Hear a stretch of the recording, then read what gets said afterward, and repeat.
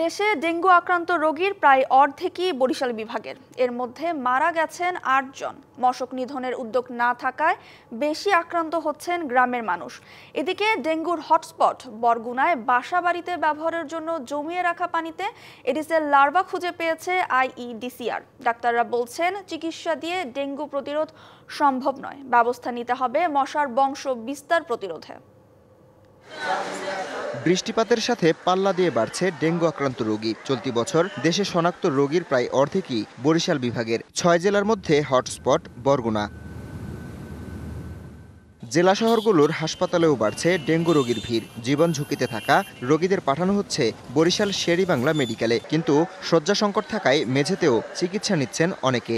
মশার কামড়ে যখন জ্বর হয়েছে তখন বরগুনা হসপিটালে চিকিৎসা নিয়েছে, প্লাটিনা কমে গেছে, তারপরে এই জায়গায় রেফার করছে ডাক্তাররা। জ্বর আসার পরে যে শরীর আস্তে আস্তে ক্লান্ত হয়ে যাইতেছে, আমাদের গ্রামের হসপিটালে নিয়েছি, নেওয়ার পর ওনারা বলছে যে বরিশাল নিয়ে যান। হাসপাতালে ভর্তি অধিকাংশই গ্রামাঞ্চলের বাসিন্দা।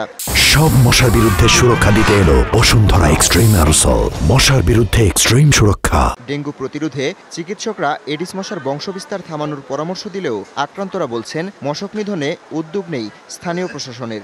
আগে তো চেম্বার মেম্বারের দ্বারা যাই একজনে বলতে পারতো যে আমাকে এই সমস্যা, এই আশেপাশে ডেঙ্গু হয়েছে, এখন কোনো ঔষধ দেয় না, আর কারোর কাছে বলার মতো জায়গা নাই। হাসপাতালের চিকিৎসা আসলে ডাক্তাররা বা আমরা চিকিৎসা করি, কিন্তু এটা ঠেকানো যাবে না যতদিন পর্যন্ত আমরা প্রতিরোধ করতে না পারবো।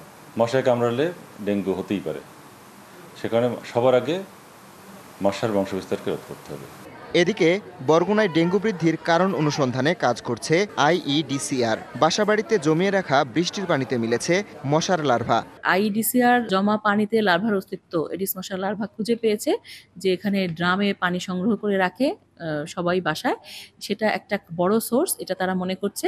এছাড়া তারা আরও অনেক ধরনের স্যাম্পল কালেকশন করে টোটাল গবেষণার রিপোর্টটা পরে জানাবে। ডেঙ্গু প্রতিরোধে সরকারের পাশাপাশি জনগণকেও উদ্যোগী হওয়ার পরামর্শ বিভাগীয় স্বাস্থ্য পরিচালকের। আমরা জানি যে এডিস মশা কোথায় থাকে, সেটা হচ্ছে আবদ্ধ পানিতে এবং অনেকটাই স্বচ্ছ। এগুলোকে প্রতিনিয়ত পরিষ্কার করতে হবে। আমরা যদি সবাই উদ্যোগী না হই তো ক্রমান্বয়ে এই রোগীর সংখ্যা বাড়বে। বরিশাল বিভাগের বিভিন্ন হাসপাতালে চিকিৎসাধীন 4 শতাধিক ডেঙ্গু রোগী। DBC news desk.